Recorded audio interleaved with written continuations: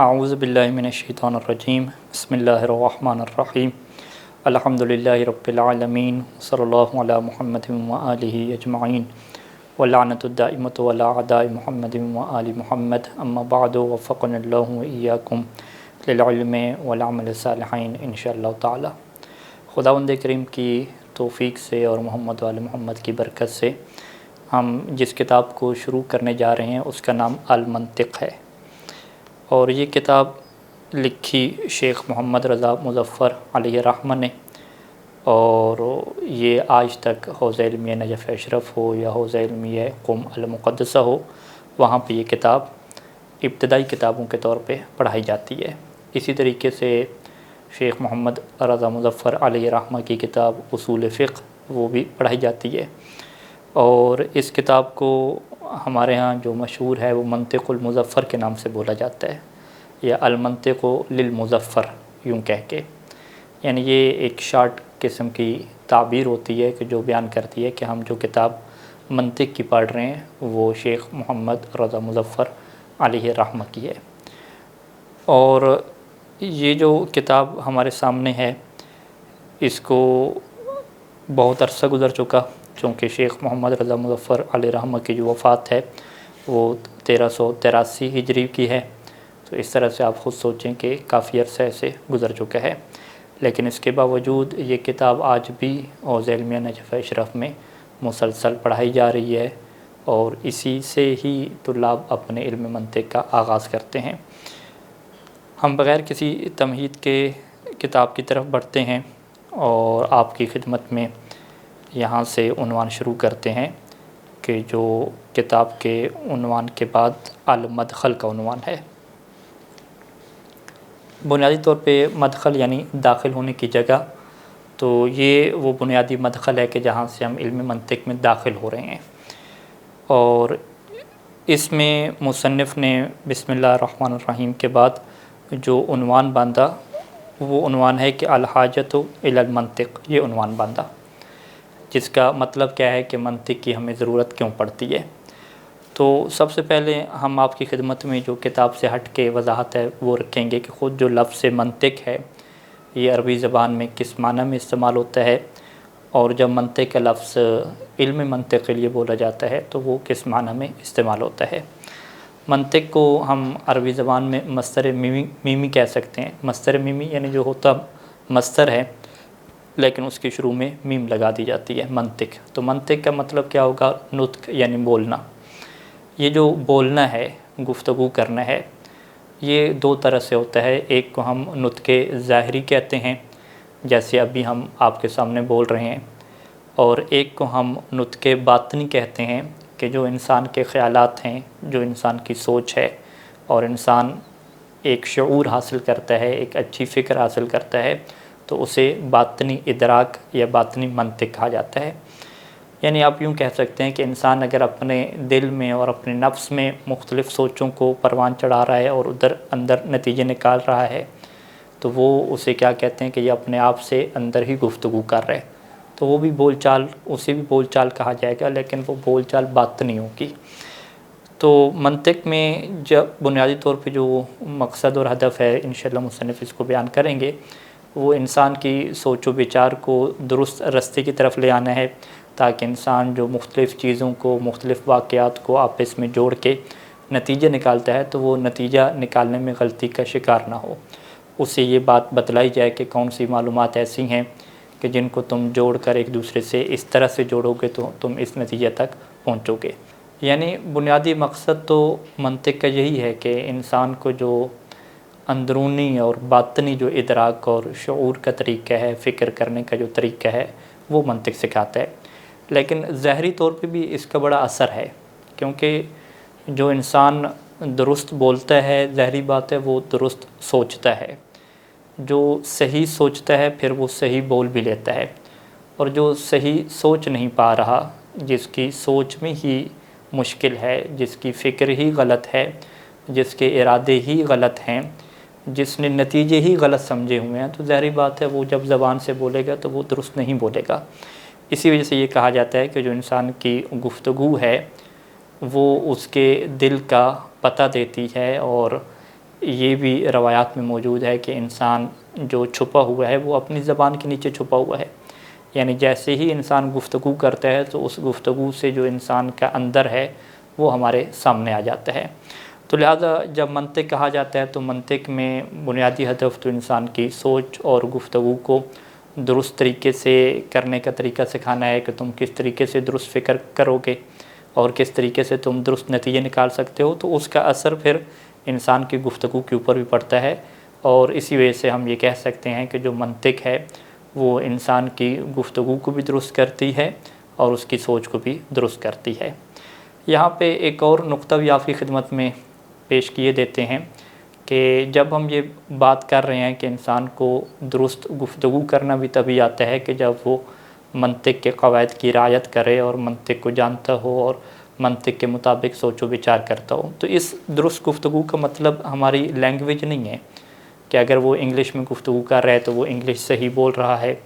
عربی میں گفتگو کر رہا ہے تو عربی صحیح بول رہا ہے، اردو میں گفتگو کر رہا ہے تو اردو وہ صحیح بول رہا ہے۔ نہیں، ہم لینگویج کو نہیں دیکھیں گے، ہم زبان کو نہیں دیکھیں گے، ہم یہ دیکھیں گے کہ وہ درست بول رہا ہے، یعنی جو وہ بات کہہ رہا ہے کیا یہ لاجک والی بات ہے، کیا اس کی کوئی منطق بنتی ہے یہ بات کرنے کی، ہم اس اعتبار سے دیکھیں گے۔ چاہے وہ جب بات کر رہا ہے تو اس کے لیے وہ اردو کے الفاظ غلط بول رہا ہے یا انگلش کے الفاظ وہ غلط بول رہا ہے، اس کو نہیں دیکھا جائے گا۔ تو لہٰذا جب ہم یہ کہہ رہے ہیں کہ انسان جو ہے وہ درست بولنا شروع کرے، صحیح بولنا شروع کرے، تو اس کا مطلب کیا ہے کہ یعنی وہ صحیح سوچ اور صحیح نتیجے کو پیش کرے، اس میں کیا ہے منطق کا کردار ہوگا۔ اور اگر آپ یہ کہنا چاہ رہے ہیں کہ وہ صحیح لینگویج بول سکے تو پھر تو واضح ہے کہ اس کے لیے جو بھی لینگویج ہو اس کے گرامر کے قوانین اور دیگر جو اس کے قوانین ہیں اس کی رعایت کرنا اور اس کو سیکھنا اور اس کے اوپر پریکٹس کرنا اور اس کے مطابق بولنا یہ ضروری ہوگا۔ جیسے ہم آپ کی خدمت میں یہ مثال رکھتے ہیں کہ اگر آپ یہ چاہتے ہیں کہ آپ عربی زبان جو ہے وہ صحیح طریقے سے بولیں اور عربی ادب کا مکمل طور پہ خیال رکھیں تو اس میں علم نحو اور علم صرف کا بہت مرکزی کردار رہتا ہے۔ تو لہٰذا علم نحو اور صرف جب آپ پڑھیں گے تو اس کا کردار آپ کی لینگویج کے اوپر ہوگا۔ کون سی لینگویج؟ عربی زبان، یعنی آپ عربی زبان صحیح طریقے سے بولنا شروع کر دیں گے۔ اب جو عربی زبان ایک بندہ اگر صحیح طریقے سے بولنا شروع کر دے تو اس کا یہ مطلب نہیں ہے کہ جو وہ بول رہا ہے وہ ایک صحیح سوچ اور صحیح خیال بھی پیش کر رہا ہے۔ ممکن ہے کہ وہ عربی میں جو باتیں بول رہا ہے وہ انتہائی فرسودہ خیالات ہوں اور غلط باتیں ہوں۔ ممکن ہے کہ ان باتوں میں جو انسان کے مرکزی عقائد ہیں ان کا بھی انکار ہو، جو بدیہی چیزیں ہیں ان کا بھی انکار ہو، ایک غلط سوچ کو پروان چڑھا رہا ہو۔ تو لہٰذا وہ لینگویج کے اعتبار سے دیکھیں گے تو آپ یہ کہیں گے کہ یہ عربی زبان صحیح بول رہا ہے، لیکن اس کی سوچ اور منطق کے اعتبار سے دیکھیں گے تو آپ کیا کہیں گے کہ یہ لاجیکلی نہیں بول رہا، یہ منطق کے اعتبار سے صحیح نہیں بول رہا۔ لہٰذا منطق کے اعتبار سے صحیح بولنے کے لیے اسے علم منطق کی ضرورت ہے، اور زبان کو صحیح بولنے کے لیے اس زبان کے قواعد کی ضرورت ہے۔ تو بس ہم کیا نتیجہ نکالیں گے کہ منطق کی طرف جو انسان کی ضرورت ہے وہ صحیح بولنے کے لیے ہے، بطور لینگویج کے نہیں بلکہ بطور سوچ کے، کہ وہ صحیح سوچ کو اور صحیح خیال کو اور ایک ریشنل گفتگو کو، منطقی گفتگو کو، مدلل گفتگو کو پیش کرنے والا بن جائے، تو اس کے پیچھے یہ علم منطق کھڑی ہوگی۔ اس کتاب میں جو پہلا عنوان یہی باندھا گیا کہ انسان کو منطق کی کیوں ضرورت پڑتی ہے، چونکہ آپ نے لفظ منطق کا معنی جان لیا کہ منطق کا ایک تعلق جو ہے وہ انسان کے بولنے کے ساتھ ہے اور دوسرا تعلق جو ہے وہ انسان کی سوچ کے ساتھ ہے، اور یہ دونوں چیزیں آپس میں گہری جڑی ہوئی ہیں، کیونکہ انسان کی سوچ بہتر ہوتی ہے تو انسان کا بولنا بھی بہتر ہو جاتا ہے۔ تو لہٰذا ہم یہ کہہ سکتے ہیں کہ منطق کی طرف جو ہماری ضرورت ہے وہ دونوں طرح سے ہے۔ ایک تو ضرورت کس اعتبار سے ہے کہ ہم صحیح سوچنا شروع کریں، اپنی فکر کو صحیح طریقے کے اوپر لے کریں، اور دوسرا کیا ہے کہ جو صحیح سوچ رہے ہیں پھر جب صحیح سوچنا شروع کر دیں گے تو اس کا نتیجہ کیا نکلے گا کہ ہم صحیح بولنا بھی اور صحیح لکھنا بھی شروع کر دیں گے۔ تو صحیح لکھنا، صحیح بولنا، اچھی سوچ اور منطقی سوچ کو پیش کرنا، اس کے پیچھے پہلے مرحلے پہ یہ کھڑا ہوتا ہے کہ آپ صحیح طریقے سے سوچنا شروع کریں اور منطقی انداز سے آپ غور و فکر شروع کریں۔ اب یہاں پہ جب اس کتاب کو ہم پڑھنے جا رہے ہیں تو جو میں آپ کی خدمت میں پیش کروں کہ جو ابتدائی طالب علم ہوتا ہے اس کے لیے یہاں پہ دو مشکلیں بیک وقت سامنے آتی ہیں۔ ایک تو یہ ہے کہ کتاب عربی زبان میں ہوتی ہے تو اسے کتاب کے ایک ایک لفظ کے اوپر غور و فکر کرنا پڑتا ہے، اور عربی لغت کھول کے القاموس، المنجد، کوئی بھی عربی لغت کھول کے اس میں اس کو ایک ایک لفظ کا معنی دیکھنا پڑتا ہے. جو اس نے صرف میر پڑھی ہے وہاں پہ اسے دیکھنا پڑتا ہے کہ یہ کون سا صیغہ بن رہا ہے، اس کا معنی کیا نکلے گا. دوسرا جو اس نے علم نحو پڑھی ہے، علم نحو کے اعتبار سے وہ دیکھے گا کہ یہ فاعل بن رہا ہے، مفعول بن رہا ہے، مبتدا بن رہا ہے، خبر بن رہا ہے، کیا اس اعتبار سے میں صحیح ترجمہ کر رہا ہوں. تو یعنی ایک پورا پریکٹیکل اس کا اس کتاب کے پڑھتے ہوئے یہ بھی ہو رہا ہوتا ہے کہ وہ خود عربی زبان کا ترجمہ کرنے کی صلاحیت پیدا کر رہا ہوتا ہے کہ جو عربی زبان ہے اس کا کیسے ترجمہ کرنا ہے. اور جو دوسرا پہلو جسے اسے اپنے دامن سے نہیں جانے دینا ہوتا اور اس کو بھی اپنے قابو میں رکھنا ہوتا ہے اور کنٹرول اس کے اوپر بھی رکھنا ہوتا ہے، وہ خود وہ جو خیالات پیش کیے جا رہے ہیں ان کے اوپر غور و فکر کرنا. اور ظاہری بات ہے وہ خیالات اور وہ باتیں جو منطق میں پیش کی جا رہی ہیں ان کے اوپر غور و فکر کرنے کے لیے انسان کو سوچ و بچار کرنی پڑتی ہے. اس کے لیے انسان کو بار بار پڑھنا نہیں پڑتا،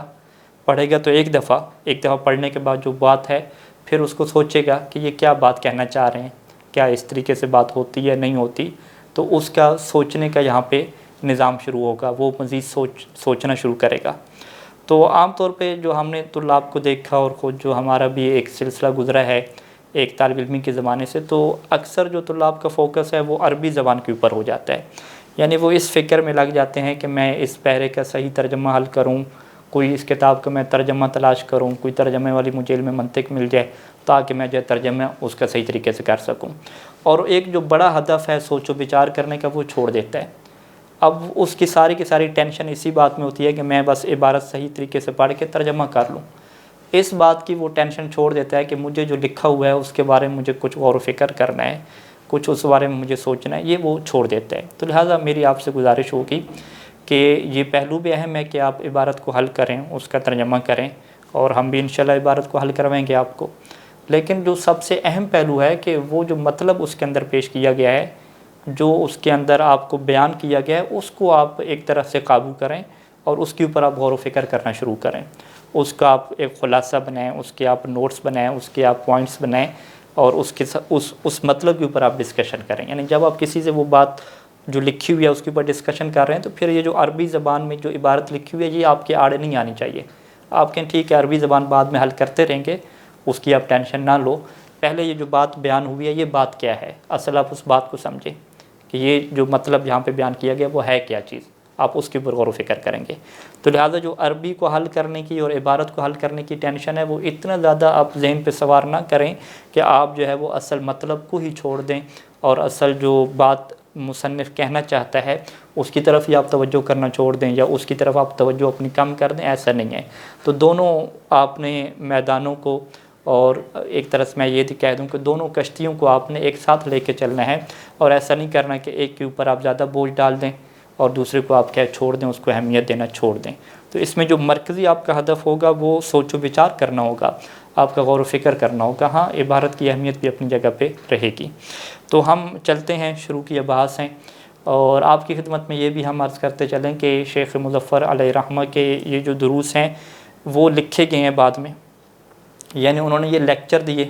لیکچر دینے کے بعد ان کو پھر ترتیب دیا گیا. تو اسی وجہ سے اس کتاب میں آپ کو نظر آئے گا کہ عبارت بہت لمبی ہوگی.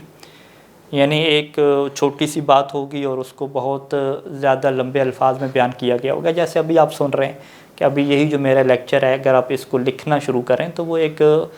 کتابت کے اعتبار سے کئی صفحوں پہ وہ چیز آ جائے گی، لیکن اصل میں جو مین تھیم ہوگا، مین جو بات ہوگی وہ مختصر ہی رہے گی. تو اسی وجہ سے اس کتاب میں آپ دیکھیں گے کہ بہت لمبے پہرے ہوں گے، لمبے صفحات ہوں گے. اس میں بات کو ریپیٹ بھی کیا جائے گا، ایک ہی بات کو مختلف الفاظ میں بیان کیا جائے گا، لیکن وہ بات ایک ہوگی. تو لہذا یہ آپ کی مہارت ہوگی اس میں کہ آپ اس کو پکڑیں اور اس کو نوٹ کریں اور کہیں کہ ہاں اصل بات یہی ہو رہی ہے، بس اس کو مختلف انداز میں اور مختلف لفظوں میں بیان کیا جا رہا ہے. تو آئیے چلتے ہیں ہم عبارت کی طرف اور عبارت کو بھی حل کرتے ہیں اور ساتھ اس کے اندر جو بات ہو رہی ہے اس کو بھی سمجھنے کی کوشش کرتے ہیں. الحاجۃ الی المنطق، منطق کی ہمیں حاجت کیوں ہے؟ الحاجۃ الی المنطق، منطق کی ضرورت. خلق اللہ الانسان مفطورا علی النطق، اللہ تعالیٰ نے انسان کو پیدا کیا مفطورا علی النطق، کہ وہ فطری طور پہ نطق کے اوپر ہے. یعنی انسان کو اللہ نے اس حالت میں پیدا کیا کہ مفطور، یعنی اس کی فطرت بنا دی گئی ہے کس بات کے اوپر؟ علی النطق، کہ وہ گفتگو کرتا ہے۔ یہ انسان کی فطرت میں رکھا ہے کہ انسان جو سوچتا ہے، جو سمجھتا ہے، اس کو کہنے کے لیے اپنی زبان کو حرکت دیتا ہے اور گفتگو کرتا ہے۔ وجعل اللسان آلۃ ینطق بہا، وجعل یعنی اللہ نے قرار دیا ہے اللسان، اس کی زبان کو، آلۃ ایک ایسا ٹول، ایک ایسا آلہ، ینطق بہا کہ جس کے ذریعے سے وہ بولتا ہے۔ ولیکن مع ذلک یحتاج، لیکن اس کے باوجود وہ محتاج ہوتا ہے، اس سے ضرورت ہوتی ہے، الی ما یقوم نطقہ، ایک ایسی چیز کی طرف کہ جو اس کی گفتگو کو وجود بخشے، اس کی نطق اور گفتگو کو درست کر دے، اس کی تقویم کرے۔ یہ لفظ تقویم، اس کو درست کر دینا، کسی چیز کو بنا دینا۔ اب یہ آپ لغت میں دیکھیے گا، قوّم یقوم تقویم میں جا کے کہ اس کے اردو میں اور کون سے متبادل لفظ ہیں جو بولے جا سکتے ہیں۔ تو لہٰذا اس میں ایک جو نقطہ ہے وہ آپ کی لغت کا بھی ہے، ڈکشنری کا بھی ہے، کہ آپ لغت میں جا کے، القاموس میں جا کے اس کو آپ دیکھیں کہ یقوم، جو تقویم کا لفظ ہے، یہ اردو میں کون سے متبادل معنی رکھتا ہے۔ یحتاج، اس کو ضرورت ہوتی ہے، الی ما، ایک ایسی چیز کی طرف، ما ایک ایسی چیز کی طرف، یقوم نطقہ، کہ جو اس کی زبان کو درست کرے، ویصلحہ، اور اس کو درست کرے، اصلاح کرے اس کی، یعنی یہ جو واو درمیان میں لگائی جاتی ہے اسے واو تفسیریہ کہتے ہیں، کہ جو پہلے والا لفظ ہے اسی کے معنی میں ایک دوسرا متبادل لفظ رکھ دیا جاتا ہے تاکہ بات مزید واضح ہو سکے۔ یحتاج، وہ محتاج ہے، الی ما، ایک ایسی چیز کی طرف، یقوم نطقہ ویصلحہ، کہ جو اس کی نطق کو بہتر کرے اور اس کی اصلاح کرے۔ کیوں؟ لیکون کلامہ علی طبق اللغہ، تاکہ اس کا کلام علی طبق لغت، اس لغت کے مطابق ہو جائے، اس لینگویج کے مطابق ہو جائے، التی یتعلمھا، کہ جس لینگویج کو وہ سیکھ رہا ہے، جس زبان کو وہ سیکھ رہا ہے، اس زبان کے مطابق اگر یہ گفتگو کرنا چاہتا ہے تو اسے پھر ضرورت ہوگی ایسے قواعد کی، ایسی چیزوں کی جو اس کے گفتگو کو تقویم دیں، اس کو درست کریں اور اس کی اصلاح کریں۔ کس اعتبار سے؟ من ناحیت حیات الالفاظ و موادھا، اس اعتبار سے کہ وہ لفظوں کی شکل کیسے بنائے، الفاظ کی جو حیت ہے، وہ الفاظ کی شکل کیسے ہو، اس کا مواد کون سا انتخاب کرے۔ اور یہ عربی زبان میں چلتا ہے، یعنی عربی زبان میں حیت اللفظ کا کیا مطلب ہے؟ یعنی ایک لفظ کا وزن، کہ آیا جو ہے وہ میں اس کو محمد پڑھوں گا یا محمد لفظ پڑھوں گا یا محمد پڑھوں گا، کیا پڑھوں گا،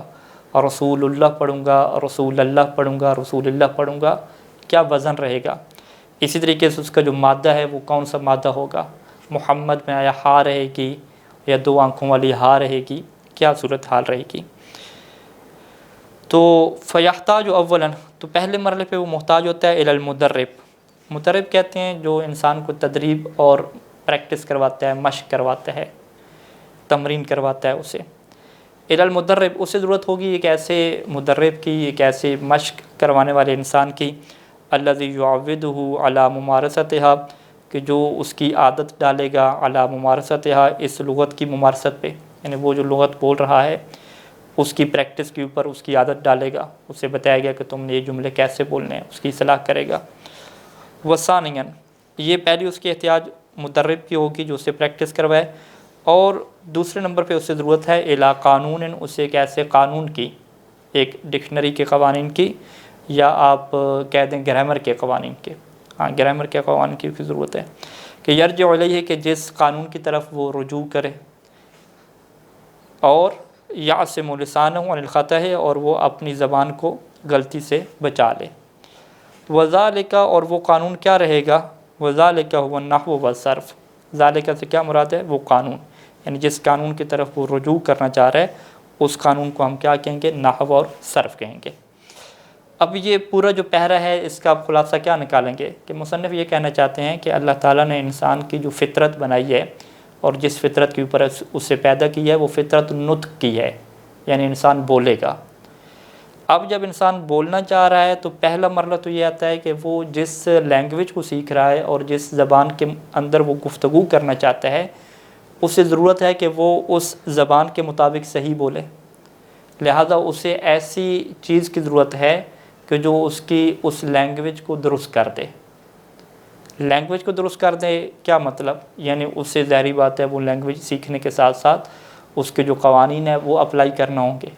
یعنی باقاعدہ اس سے اس لینگویج کے جو گرامر ہے، جیسے آپ عربی کی مثال لے لیں تو عربی میں اسے علم النحو اور نحو اور علم صرف سیکھنا پڑے گی، علم بلاغت وغیرہ سیکھنا پڑے گی، اور ساتھ اسے ایک مدرب کی ضرورت ہے کہ جو اس کے ساتھ جو ہے وہ اس طریقے سے جڑے، اسے پریکٹس کروائے، اسے عادت ڈالے کہ تم نے ان الفاظ کو کیسے ادا کرنا ہے۔ تو ایک اسے جو ہے وہ پریکٹس کروانے والا انسان ملے گا، دوسرا اسے قوانین ملیں گے۔ جب دونوں کے اوپر انسان محنت کرے گا تو اب وہ جو اس کی فطرت تھی بولنا، تو اس بولنے میں وہ درست طریقے سے بولے گا۔ درست طریقے سے بولے گا کیا مطلب؟ یعنی وہ لینگویج کو درست طریقے سے بولنا سیکھ لے گا۔ تو یہ پہلا مصنف نے کیا ہے، ایک مرحلہ رکھا۔ تو یہ پہلی انسان کی فطرت ہے کہ جس میں انسان جو ہے وہ نطق کے اوپر پیدا ہوا کہ انسان بولنا چاہتا ہے، انسان بہت ساری چیزوں کے نام رکھنا چاہتا ہے، مختلف انداز میں بولنا چاہتا ہے۔ دوسری جو انسان کی فطرت اللہ نے بنائی، وَكَذَلِكَ خَلَقَ اللَّهُ الْإِنسَانَ مَفْطُورًا عَلَى التَّفْكِيرِ، اور اسی طریقے سے اللہ تعالیٰ نے انسان کو اس حالت میں پیدا کیا کہ اس کی فطرت کیا قرار دی، علی التفکیر، کہ وہ سوچ و بچار کرتا ہے۔ تفکیر یعنی سوچ و بچار کرنا، فکر کرنا، فکر یفکر تفکیراً۔ یہ جو سوچ و بچار کرتا ہے وہ کس ذریعے سے کرتا ہے؟ اب یہ اگلی عبارت کو آپ کو حل کرنا ہے۔ وہ سوچ و بچار کرتا ہے بما، ایسی چیز کے ذریعے سے کہ منحہ، کہ جو اللہ نے اسے عطا کی ہے، منح یعنی عطا کی ہے، بما وہ چیز کہ منحہ یعنی اللہ نے عطا کیا ہو اس انسان کو، کیا چیز عطا کی؟ من قوت عاقلۃ مفکرۃ، یعنی اسے ایک ایسی قوت دی ہے، ایک ایسی اسے طاقت دی ہے کہ جس کو عاقلہ کہتے ہیں، قوت عاقلہ، یعنی اسے عقل عطا کی ہے، اور وہ کیا ہے؟ مفکرۃ، وہ جو قوت ہے وہ فکر کرنے والی ہے۔ یعنی انسان کے پاس اللہ نے عقل رکھی، انسان کو عقل عطا کی، اور اسی عقل کے ذریعے سے وہ سوچ و بچار کرتا ہے۔ لا کل عجموات، یہ عجموات کا جو لفظ ہے وہ دیگر جو جانور اور چوپائے آتے ہیں ان کے لیے بولا جاتا ہے، یہ جمع ہے عجما، ان کی جمع عجموات ہے۔ یعنی لا کل عجموات کا کیا مطلب ہوگا کہ اللہ نے انسان کو چوپایوں کی طرح اور مویشیوں کی طرح نہیں قرار دیا کہ جن کے پاس یہ صلاحیت نہیں ہوتی کہ وہ سوچ و بچار کریں، غور و فکر کریں،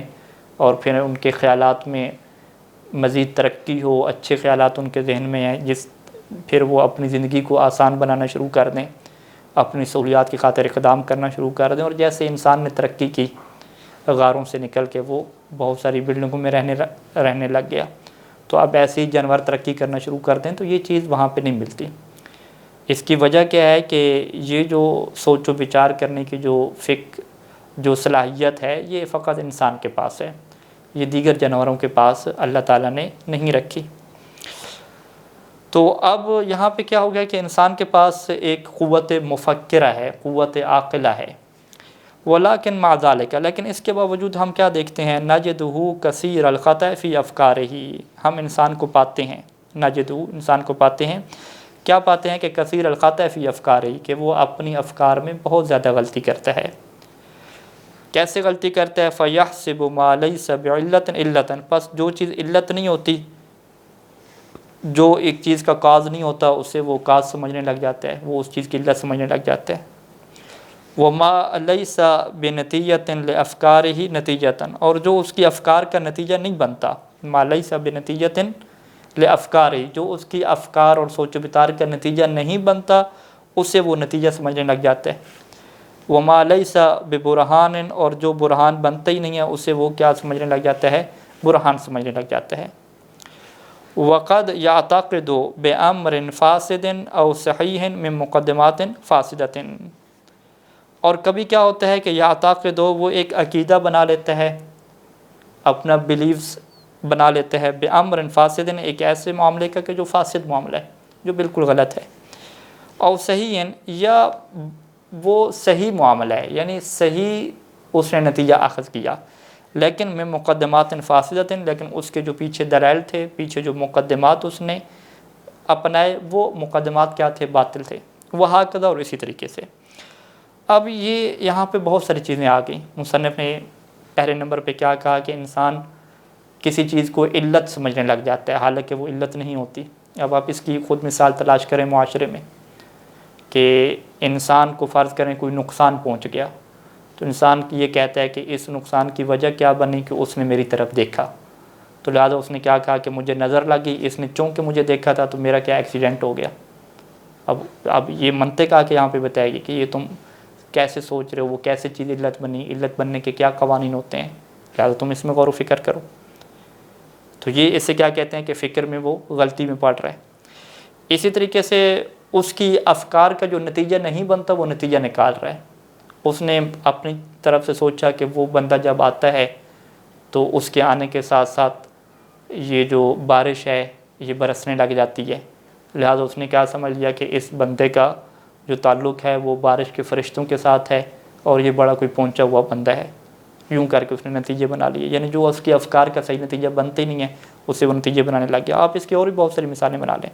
اور جو برہان نہیں ہوتا اس سے وہ برہان سمجھنے لگ جاتا ہے. یعنی ایک انسان بڑی دلیل دے رہا ہوتا ہے کہ یہ جی دلیل ہے, منطق آ کے بتاتی ہے کہ یہ کوئی دلیل بن ہی نہیں سکتی آپ کی, آپ ایسے خام خواہ اس کو دلیل کے طور پہ رکھ رہے ہیں. اور اسی طریقے سے وہ بعض کا غلط عقیدے کا مالک بن جاتا ہے, بعض کا عقیدہ صحیح ہوتا ہے اس کے پیچھے دلائل غلط ہوتے ہیں. بہت ساری ایسی چیزیں ہیں. تو بہرحال اس کی بہت زیادہ مثالیں, آپ خود اس کے اوپر غور و فکر کریں. تو مصنف جس بات کی طرف ہمیں لے کر جانا چاہتے ہیں وہ یہی بات ہے کہ انسان کے پاس عقل تو ہے, ایک ایسی قوت اللہ نے رکھی ہے کہ جس کی بنیاد پہ وہ سوچ و بچار کرتا ہے, غور و فکر کرتا ہے, لیکن اس کے باوجود وہ اپنی سوچ سے غلط نتیجے نکالتا ہے. اس کی سوچ صحیح نہیں بنتی. وہ بہت ساری چیزوں کے متعلق ایک غلط اینگل سے سوچنا شروع کر دیتا ہے, صحیح وہ پوائنٹ پہ نہیں پہنچ پاتا, حالانکہ اس کے پاس قوت اور طاقت تو ہے. تو لہٰذا نتیجہ کیا ہے, فَهُوَ إِذًا بِحَاجَةٍ, لہٰذا اس سے ضرورت ہے. یعنی فقط اس کے پاس عقل کا ہونا کافی نہیں ہے بلکہ اسے ضرورت ہے اِلیٰ مَا, ایسی چیز کی طرف, يُصَحِّحُ أَفْكَارَهُ, جو اس کی افکار کو درست کر دے, وَيُرْشِدُهُ إِلَىٰ طَرِيقِ الْاِسْتِنْتَاجِ الصَّحِيحِ, يُرْشِدُهُ اس کے لیے مرشد بنے, اس کی رہنمائی کرے, إِلَىٰ طَرِيقِ الْاِسْتِنْتَاجِ الصَّحِيحِ, ایک ایسے رستے کی طرف کہ جو استنتاج صحیح کا رستہ ہے. استنتاج یہ علم صرف میں آپ نے پڑھا ہوگا, صرف میں علم میں, کہ یہ باب استفعال سے ہے. استنتاج یعنی نتیجہ نکالنا, نتیجے کو طلب کرنا. استنتاج صحیح کیا مطلب, یعنی صحیح نتیجے کا رستہ, کہ صحیح نتیجہ لینے کے لیے کون سا رستہ بنتا ہے, تو اس سے ایسی چیز کی ضرورت ہے. وَيُدَرِّبُهُ, اور وہ اس کی مشق کروائے, تمرین کروائے, کس بات کے اوپر, کہ علی تنظیم افکار ہی, کہ وہ اپنی سوچوں کو منظم کرے, و تعدیلها, اس کے اندر درستی پیدا کرے. یعنی بالکل ایسی ہی کہ جیسے انسان ایک لینگویج اور ایک زبان کے اندر گفتگو کرنا چاہ رہا تھا تو اسے اس زبان کے لیے قواعد کی ضرورت تھی اور ایک زبان کے اوپر پریکٹس کرنے والے انسان کی ضرورت تھی, ایسے ہی وہ اپنی سوچوں سے صحیح نتیجہ نکالنا چاہ رہا ہے تو اسے ایسی چیز کی ضرورت ہے کہ جو اس کی سوچوں کو درست راستے کی طرف لے جائے, اس کو بتلائے کہ صحیح طریقے سے انسان سوچتا کیسے ہے, چیزوں کو جوڑنا کیسے ہوتا ہے. اور اسے ساتھ ساتھ ایک مدرب بھی چاہیے جو اس کی پریکٹس بھی کروائے, اسے متوجہ بھی کرے کہ ابھی تم نے یہ دلیل صحیح بنائی, یہ دلیل صحیح نہیں بنائی, صحیح دلیل کیسے کہتے ہیں. وقد ذکروا, اور علماء نے ذکر کیا, یعنی جو علم منطق پڑھنے والے ہیں اور علماء منطق جو ہیں, یعنی منطق کے پڑھنے والے, منطق کے لکھنے والے, ان لوگوں نے ذکر کیا کہ ان علم المنطق هو الادات, کہ علم منطق ہی وہ ٹول ہے, وہ آلہ ہے, التی یستعین بها الانسان, کہ جس کے ذریعے سے انسان مدد لیتا ہے, علی العصمت من الخطأ, کہ وہ غلطی سے اپنے آپ کو محفوظ کر لے. کون سی غلطی, یعنی جو سوچوں کی غلطی ہے. اور علم منطق کی وہ ادات ہے کہ ترشدہ, جو انسان کی رہنمائی کرتا ہے, الی تصحیح افکار ہی, کہ وہ اپنی افکار کو درست کر لے. فکما ان النحو والصرف, جیسا کہ علم نحو اور صرف, لا يعلمان الانسان النطق, وہ انسان کو بولنا نہیں سکھاتے. علم نحو اور صرف انسان کو بولنا نہیں سکھاتے, انسان کی تو فطرت ہے بولنا, انسان تو بولے گا, انسان کی فطرت ہے سوچنا, انسان تو سوچے گا. تو علم نحو اور علم صرف کا یہ مطلب نہیں ہے کہ وہ ایک عربی بولنے والے انسان کو عربی زبان بولنا سکھائیں، نہیں، وہ انسان اگر عربوں میں پیدا ہوا ہے تو وہ بولے گا، اپنی زبان اس کی بولے گا۔ تو پھر نحو اور صرف کا کیا کام ہے؟ وَإِنَّمَا